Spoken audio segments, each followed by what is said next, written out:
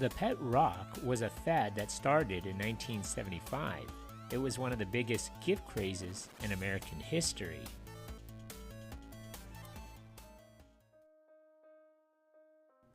Pet Rocks was the brainchild of Gary Dahl. It was a guy's night out in April of 1975 at a local bar in Los Gatos, and Dahl was working as a freelance advertising copywriter.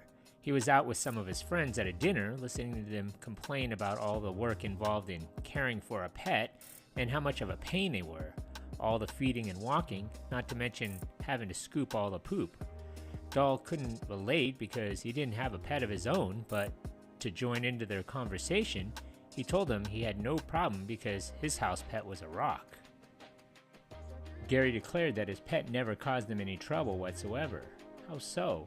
Rather than keep a golden retriever, a Siamese, or a guinea pig, he had a pet rock. It was a dumb joke, but one that Dahl instantly thought might just be silly enough to work. His joke was a good laugh, but an idea sunk in for the advertising pitchman, Dahl thought. What if there were a pet that did not require any care or feeding? He realized his cute remark may actually have real commercial possibilities, and being able to own a rock as a pet was no longer just a joke. He figured no one would buy an ordinary rock. Gary settled on the smooth rocks of Rosarito Beach in Baja California, Mexico, which he had first purchased at a building supply store. Within a couple weeks, he talked a couple of workmates into becoming investors. Securing $10,000 in investments from these two colleagues, Dahl sourced rocks from a local supplier and prepared to launch his unconventional project. They hit the local hardware store together, where they literally bought a truckload of smooth beach stones for about 1 penny each. Packaging was the next challenge, so he designed a custom cardboard box with ventilation holes, straw bedding, and a handle mimicking a pet carrier.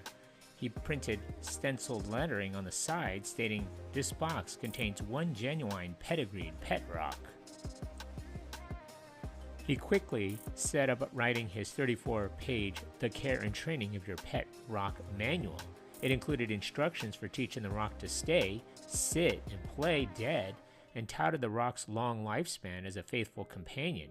It would not need to be fed, walked, bathed, groomed, and would never become sick or disobedient.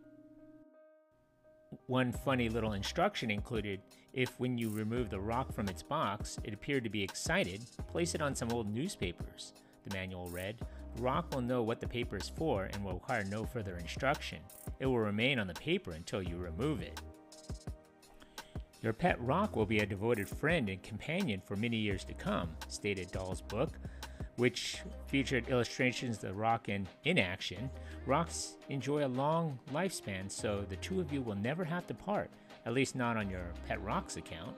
Once you have transcended the awkward training stage, your rock will mature into a faithful, obedient, loving pet with but one purpose in life: to be at your side when you want it to, and to go lay down when you don't.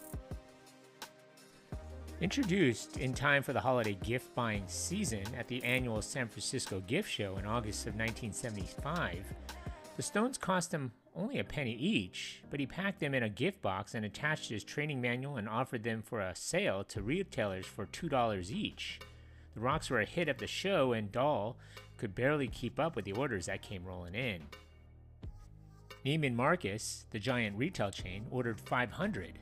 By October, Dahl was shipping out some 10,000 pet rocks a day. His guesstimate was that he was selling 100,000 rocks a day. By Christmas, he had sold over 1 million of these adorable creatures. At $3.95 per retail, that made for an enormous profit margin. Now, who the hell would pay for something they could easily find in their own backyard? Incredibly, in the months leading up to Christmas 1975, it turns out more than 1.5 million people did. The outgoing bearded ad man was now a millionaire, and with that came instant celebrity.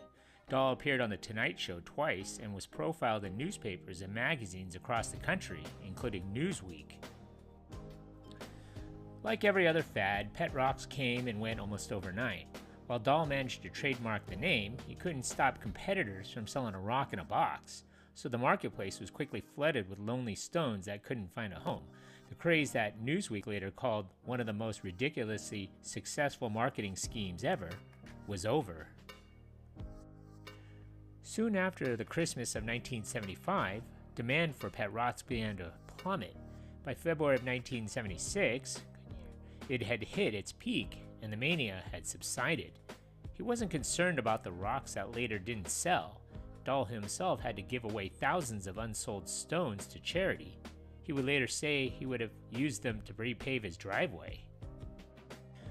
Having earned enough to retire on, however, he was not complaining. As the fad fizzled, Dahl estimated that he had sold 1.5 million pet rocks for $3.95 each, turning 95 cents profit on each unit, and became a millionaire. Not a bad haul for devising a preposterous but pleasant pet. Dahl used his profits to purchase a bar in Los Gatos, California, called Carrie Nations. I was born in that city a month after the mania had died. The bar was probably down the street from my house. He embarked on a lucrative second career, giving motivational speeches and writing books about how to make $1 million fast. He tried another fad selling sand breeding kits and red china dirt, but they didn't catch much public interest. Dahl produced thousands of television and radio commercials through Gary Dahl Creative Services. His brainchild would live on. The pet rock was commemorated in a scene from the 1999 Mike Judge comedy, Office Space. You know, there are people in this world that don't have to put up with all this shit. Like that guy that invented the pet rock. You see, that's what you have to do. Gary Dahl passed away in 2015 at the age of 78. In 2022, the toy company Super Impulse purchased the rights to the pet rock, reviving the brand. In the 2020s, pet rock grew in popularity in South Korea as tools for meditation or venting out frustrations. Members of the K-pop groups such as 17 and ENHYPEN posted about their pet rocks online. The pet rock had a lasting impact on popular culture. The character Zoe from Sesame Street owns a pet rock named Rocco. A video of Elmo from Sesame Street shouting at Rocco went viral in early 2022.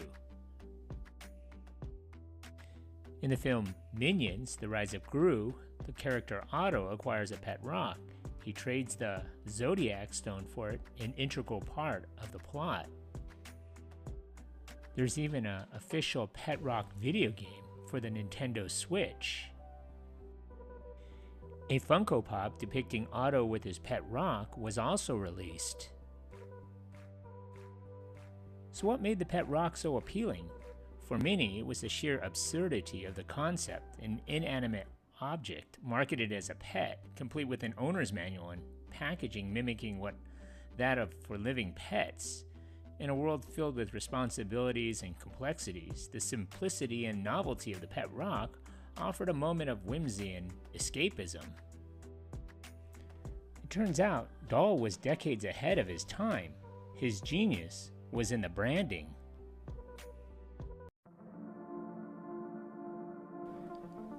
Thank you for watching. If you like this content, and if you haven't already, hit that subscribe button. Thanks.